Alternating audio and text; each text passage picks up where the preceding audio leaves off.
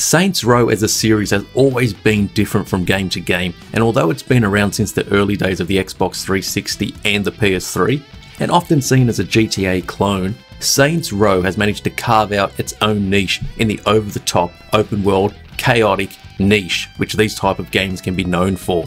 But the series has had various degrees of success, and each game seems to get more ridiculous and crazy than the previous one, with many gamers feeling that Saints Row 4 may have gone a bit too hard on the humour side of things, with much of it falling flat for myself. We now get to revisit Saints Row 3, or I mean Saints Row The Third as a remaster.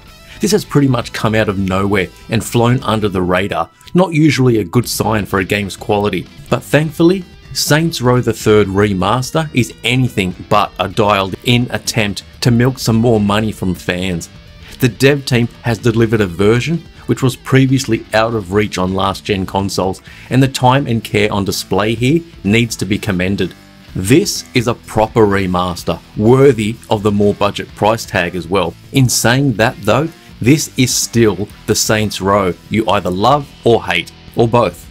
And the issues the original had are still on display here. As someone who has played each game but never felt them to be all that memorable, let's take a look at what the game has to offer new and returning players. So first up, let's start with where the Saints are at the beginning of the third game, and even though I've played it before, I still really like the opening to this game. It's what comes after it where my issues lie. But let's start with, well, the start. What makes the beginning of the game so good in my opinion is that it takes all the best elements of a Saints Row game and packs them into an excellent set piece. 5 years after the previous game, the Saints are a huge worldwide name with their own branding, but it doesn't take long to see how the game gets so over the top, with players taking the gang and robbing a bank in Stillwater. This is the scene for the chaos that follows, but we are eventually arrested and turned over to an organisation known as the Syndicate, who demands a large chunk of the gang's profits in exchange for their lives. Nothing more needs to be known except that it's Saints Row at its best. Meeting up with the characters, they play off each other so well, and the humour injected into the beginning of the game, whether it's the witty dialogue and banter, or whether it's subtle actions and mannerisms, it still hits the mark all these years later, fighting our way through enemies in our giant Johnny Gat masks, as we try and hold off the resistance that we meet, as we are on board the bank vault as it flies through the sky, and as we are sliding all over the place and holding on for dear life. It's completely ridiculous and unbelievable, and it's so much fun to play through. So that's the blurb about the story, characters, and how the game has always kicked off. But what changes does the remaster have to differentiate it from the original?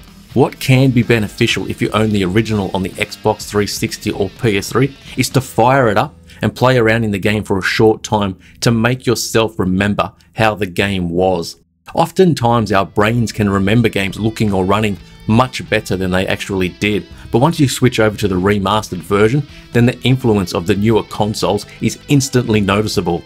With the base Xbox and PS4 hitting 1080p, the more powerful systems increases on that, even though it doesn't hit a native 4K on either the PS4 Pro or the Xbox One X outside of the menus. There really is no area from a visual standpoint that hasn't been improved over the original game, and it's such a surprise that so much time and effort has been put into this remaster. I'll start with the world itself, and of course I can't stand when open worlds feel empty. But here, there seems to be an increase in all NPC world activity compared to the originals. More people walking around and more cars everywhere, which can give the city a really bustling feel, especially during daylight hours. The increase in texture detail is quite astounding, as it feels like they've all been reworked and improved upon, even though you would barely even notice some of them, which just would have been so time consuming and deserves to be pointed out.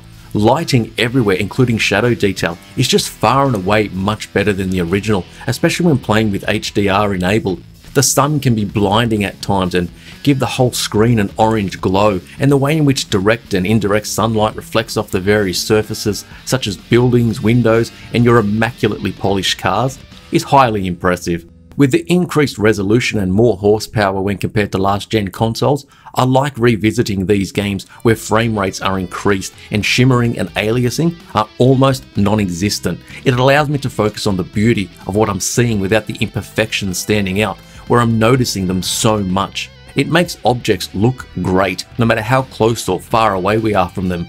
The game still has pop-up, which is most noticeable when travelling at high speed in a car down long stretches of straight road where the draw distances are at their most grand. The game also has a consistent 30 frames per second on the base systems, with the PS4 Pro increasing this, but it's far from a constant 60. When it comes to the performance, the Xbox One X is where you'll want to play it if you can, as the uncapped frame rate really comes into its own. Now, uncapped can often mean that performance is going to fluctuate way too much. What we want is consistency, and to avoid large frame rate dips and stuttering being a constant problem. The Xbox One X does a great job in trying to nail a constant 60 frames, and even though it does dip here and there, I found it to be consistent enough for any performance drops not to be an issue for myself. It really is impressive what's been achieved on Microsoft's most powerful system. Along with those enhancements, the increase in texture detail is also apparent for character models and their clothing. But even with the character models, it isn't so much as a bump in detail, as they can look quite different to their originals, and I mean that in a good way. It's just another area where the developers have gone above and beyond, and another example in how a remaster should be done. Sound in terms of music and effects doesn't get quite the same treatment and doesn't stand out as the visuals do. Explosions, weapons and crashes all have a beefiness to them which is needed, with music being more of a standard electronic-like fare which doesn't really stand out at all, and is mostly forgotten as soon as I exit the game, even though I can still hear the end of mission music in my head. In terms of its soundtrack and radio stations, once again nothing really stands out. The music on offer is decent with a mix of songs and genres, but I found the talkback stations to be lacking. Often I would repeatedly hear the same segments, which shows me that even if you have a good number of stations on offer, they need enough content to make them feel like a real radio station. I'd rather have a smaller selection, but each has more music, more talkback, and more commercials on each. Voice acting is quite good, and I found the delivery to be a little over the top like the rest of the game, but not so much whereby it becomes cringy to listen to. And as I mentioned earlier, I did find the humour to be amusing, even if it does fall flat at times. When characters are showing us their witty remarks as we are making our way through over-the-top action where story is blended into it all, is when Saints Row the Third is at its absolute best. It's just unfortunate that there is a decent chunk of the game that isn't this, and it can also show its age when it comes to some of the gameplay and mechanics employed. As said earlier, the opening to the game is excellent, but after that, players need to do several side activities or missions before the game really gets back to the meat of the story and discovering more about the Syndicate group, and this doesn't take too long, but the issue is still there. Now, I have no problems with side missions, quests or activities in any game. Hell, some games even litter the map with them where you can barely see the main icons. When I do have a problem with them is when I'm forced to do them in order to progress in the campaign. Once I'm required to do them, they no longer become side activities, even if it's only once. RPGs can often have this, but when the game is often revolving around building up stats, power, and playing around with different builds in terms of character attributes, plus those of weapons and armor for example, I can overlook this issue much easier. But even when I did partake in these activities, I just find them to be mediocre, whereby I'm just going through the motions as fast as I possibly can in order to complete them and move on. The main missions themselves can mostly be quite entertaining, but one thing I don't think gels with the vastness of the open world is when completing a mission and you're ripped out of that world to be shown a progression screen and what my score and unlocks were for that mission. I'd much rather there be a seamless transition from mission completion back into free roam, and if I wanted to know more about my score or rank or what I unlocked, then I can just pull out the phone and check under completed missions, just as I do to call up NPCs to accept missions. It breaks the immersion of existing in this world, and the more I played, the more I stopped seeing it as a seamless open world and more of a bunch of levels with a beginning and end, with the open world performing the job of housing them all.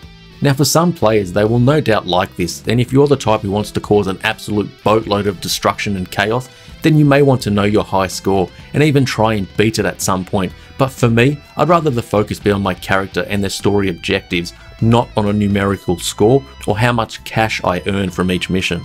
So that brings us to the actual gameplay, and of course you'll be destroying, killing and blowing shit up more than a Michael Bay or Tarantino film, and it can be fun, but found the fun factor to pretty quickly start to die off, and that was even when I had access to even more weapons to play around with. I feel these types of games have two players, those who revel in the chaos they can create, and those who, like myself, dip their toes into it at times, but then head back to the story and the side missions. When carload after carload of enemies start to pile in, followed by helicopters hovering overhead as you constantly unload clip after clip or lob explosive after explosive at them, it can become tiresome, and this is also due to the AI which we face off against, which makes these encounters quite similar each time. Enemies don't do much more than stand out in the open waiting to be shot at, or they rock up in a car, stop and proceed to get out, as you're literally unloading an amount of bullets right at them that any small army would be envious of. They may take cover at times, but then so many of these enemies are just copies of each other, all looking exactly the same, and you would think that a clone factory was set up somewhere in Steelport. On top of the large amount of weapons we get to play with, players can also drive a multitude of different types of vehicles and then customize them in various ways, including the player character, to make them their own, as well as being able to buy new clothes and outfits, plus the ability to purchase real estate as well. Now, in terms of the driving mechanics with the cars, for example, they lack any real noticeable weight to them, which gives the game a very arcadey-like feel when it comes to driving, with cars being able to be thrown around quite easily, accelerating and decelerating, being very responsive and quick, which many gamers will enjoy, but I also began to miss some sort of realism, or if not totally realistic, a slightly skewed version of what would be realistic. I wanted to feel more weight and more difference between the vehicles I drove, a more noticeable difference between the car types, from slow and sluggish small cars with very tight turning circles, to those larger vehicles that are cumbersome and slow to maneuver, the almost supercars that seem to have the engine replaced with a rocket and are super touchy to bring under control. The more arcade feel fits in with the Saints Row world, but it often comes across as shallow the more I play it. Character movement is also reminiscent of what we would see last generation, with characters walking, running or jumping, but seeming to miss a few animations here and there to give it a more realistic look, and once again, it's like they don't have any real weight, like they're three-dimensional cardboard cutouts at times. They have personalities which can be quite interesting and a little fleshed out, they just don't move with the same amount of detail. Its last gen roots can definitely be seen with the minimal amount of movement characters have in terms of dexterity when it comes to their arm, hands and finger movement. It's by no means a game breaker, there are just other games that did it better even last generation. Even when firing off the weapons, even though the guns sound good, they lack any sort of realistic kick a person would have when handling such powerful weaponry.